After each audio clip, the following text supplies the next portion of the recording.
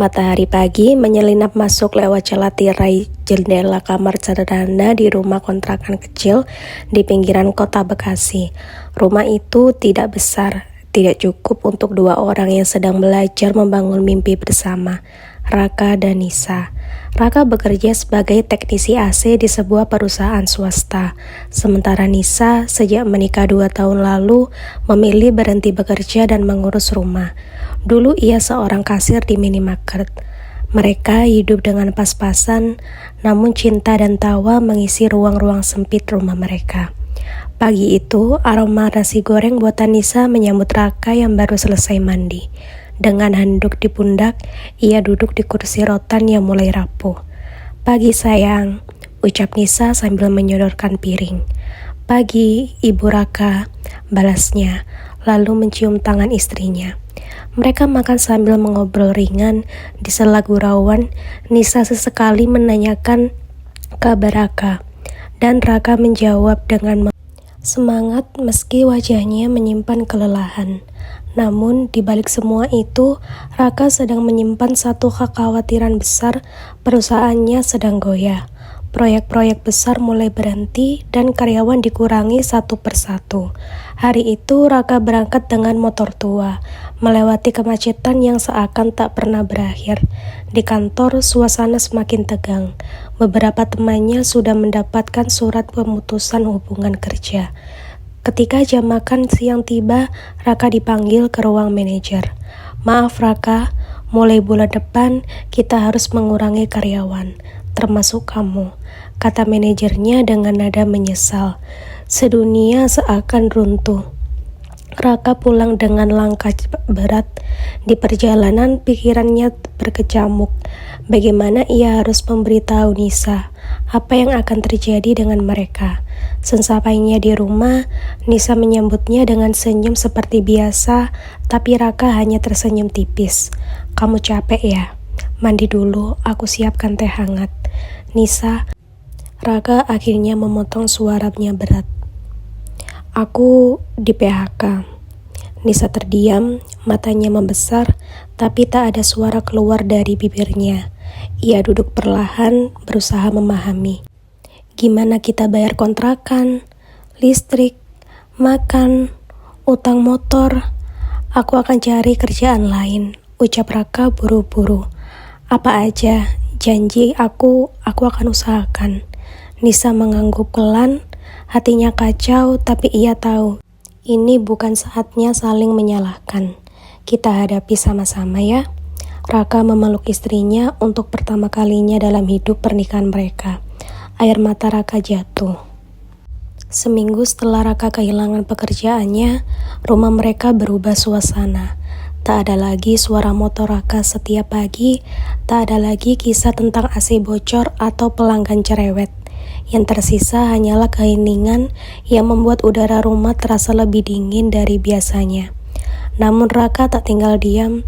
Setiap pagi ia berpakaian rapi dan membawa map berisi CV kemana-mana. Ia mendatangi bengkel, toko elektronik, proyek bangunan, bahkan sempat mengantar lamaran ke warung fotokopi yang mencari tenaga lapas. Tapi hasilnya selalu sama. "Kami belum butuh orang." Nisa mulai menghemat segala hal. Listrik dimatikan siang hari, gas digunakan seperlunya, dan makanan dimasak sekali untuk 2 kali makan. Ia bahkan mulai menjual beberapa barang miliknya, tas lama, baju, bahkan rice cooker cadangan. Suatu hari, Nisa membawa sebuah kantong plastik dari pasar. "Aku daftar jadi tukang cuci di rumah Bu Haji. Cuma seminggu 2 kali. Lumayan, bisa buat beli beras," katanya. Tersenyum lebar, berusaha terlihat tegar. Raka tercekat, ia merasa gagal. Istrinya yang seharusnya ia jaga dan bahagiakan, kini ikut memanggul beban hidup yang seharusnya ia tanggung sendiri. "Nisa, kamu gak perlu." Raka mencoba menahan air matanya. "Aku mau Kak, aku ikhlas. Kita kan tim ya." Hari-hari berikutnya, Raka akhirnya mendapat pekerjaan serabutan. Antar galon, bersih-bersih toko, hingga bantu jadi kurir makanan saat jam makan siang. Uangnya tak seberapa, tapi cukup untuk hidup sehari-hari. Namun ujian tak berhenti di situ. Suatu malam, kontrakan mereka kebanjiran. Hujan deras mengguyur selama berjam-jam. Ia masuk dari celah pintu dan dinding yang retak. Kasur basah, lantai tergenang, dan barang-barang rusak. Raka terduduk lemas di lantai yang becek. Memandangi sekelilingnya, Nisa menyendok air dengan ember kecil. Masih berusaha tertawa meski tubuhnya menggigil. Besok kita harus cari kontrakan lain, kata Nisa. Kalau terus begini, kamu bisa sakit. Aku juga gak kuat. Raka mengangguk. Dalam hati ia merasa semakin jauh dari harapan masa depan mereka. 2 minggu kemudian, mereka pindah ke kontrakan yang lebih kecil lagi. Hanya 1 kamar, tanpa dapur, dengan kamar mandi luar, tapi setidaknya tidak kebanjiran. Suatu pagi, saat Raka hendak berangkat mengantar galon, Nisa memanggilnya. Aku telat haid, Kak. Dek. Raka terdiam. Serius? Nisa mengangguk pelan. Tak tahu apakah itu kabar baik atau kabar buruk. Mereka ke bidan malam harinya, dan benar Nisa hamil 2 bulan. Selamat ya, kalian akan jadi orang tua, ucap ibu bidan sambil tersenyum. Raka memegang tangan istrinya erat-erat, bahagia dan panik tertabrak dalam hatinya. Bagaimana mereka akan membesarkan anak sementara mereka sendiri masih berjuang makan sehari-hari. Kehamilan Nisa membawa campuran masa bahagia dan takut dalam rumah kecil mereka. Bahagia karena mereka akhirnya akan menjadi orang tua, sesuatu yang dulu hanya bisa mereka bayangkan sambil bercanda. Takut karena kenyataan yang mereka hadapi tak semanis impian itu. Sejak kehamilan memasuki bulan ketiga, Nisa mulai sering merasa mual dan lemas. Ia tak lagi bisa mencuci baju atau bantu bersih-bersih rumah Bu Haja Mirna. Sementara penghasilan Raka sebagai kurir lepas masih menipis karena makin banyak yang beralih ke motor listrik dan aplikasi yang tak lagi memberi bonus. Malam itu, Raka duduk di depan kontrakan sambil menghitung lembar-lembar uang lusuh. 250.000, gumamnya pelan. Cukup gak kuat bayar kontrakan setengah bulan sama beli vitamin Nisa. Ia tahu, jawabannya tidak. Tidak ada yang bisa ia lakukan malam itu selain menatap langit dan berharap pada keajaiban.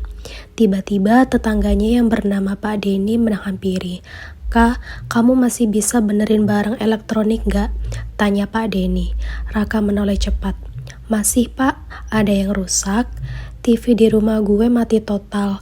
Kalau lo bisa benerin, gue kasih 50.000. Raka berdiri mengangguk. Boleh Pak, ayo sekarang aja. Dan dari situ harapan kecil itu muncul. Raka mulai menawarkan jasa servis elektronik keliling. Ia tulis tangan pamflet sederhana dan menempelkan di warung-warung tiang listrik dan papan pengumuman masjid. 1-2 orang mulai datang. Blender rusak, kipas mati, setrika hangus. Raka mengerjakannya dengan teliti meski peralatannya terbatas. Ia belajar dari YouTube gratis di warnet dekat rumah. Waktu berjalan, Nisa kini menginjak usia kehamilan 6 bulan. Tubuhnya makin besar, tapi juga makin lemah. Suatu malam saat Raka pulang dari memperbaiki kulkas di rumah warga, ia menemukan Nisa terduduk di lantai memegangi perutnya. Aku kram Kak, kayak ditusuk-tusuk. Raka panik, tanpa pikir panjang ia membonceng Nisa ke bidan terdekat. Mereka ditolak karena tak ada peralatan. Raka harus bawa Nisa ke klinik bersalin swasta dan butuh uang pendaftaran 300.000. Ia hanya membawa 100. Dengan suara gemetar, Raka memohon ke petugas. Tolong Bu, istri saya kesakitan. Saya cuma punya 100.000, tapi tolong selamatkan anak saya. Petugas itu menatap mereka sebentar, lalu akhirnya mengizinkan mereka masuk. Seorang dokter muda menangani Nisa. Beberapa jam kemudian kondisinya stabil. Dokter menyarankan agar Nisa tidak terlalu banyak berdiri dan harus rutin cek kehamilan. Kondisinya rentan. "Pak, dia butuh istirahat dan asupan gizi yang cukup," kata dokter. "Tapi bagaimana caranya jika makan saja masih harus dihitung per piring?" Esok harinya saat Raka kembali keliling servis, tapi wajahnya kini penuh gelisah. Ia tak bisa kerja dengan tenang. Pikirannya terus pada istrinya yang lemah di rumah, dan si kecil yang sedang tumbuh dalam perutnya. Sampai akhirnya satu peristiwa mengubah hidup mereka. Seseorang memanggilnya dari media sosial. "Mas Raka, saya lihat jasa servis elektroniknya bisa benerin mesin cuci nggak?" Orang itu adalah Bu Ayu, pemilik kos-kosan 12 pintu. Ia senang dengan hasil kerja Raka yang akhirnya menawarkan sesuatu yang besar. "Kalau kamu bisa tangani semua peralatan elektronik di kos ini, tiap bulan saya kasih kamu kontrak tetap. Gaji yang besar, tapi pasti 1,5 juta. Mau?" Mata Raka berkaca-kaca. "Saya mau, Bu. Terima kasih banyak banget."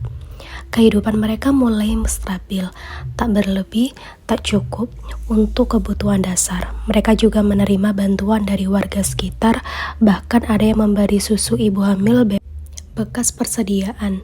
Meski begitu, tekanan mental tetap ada.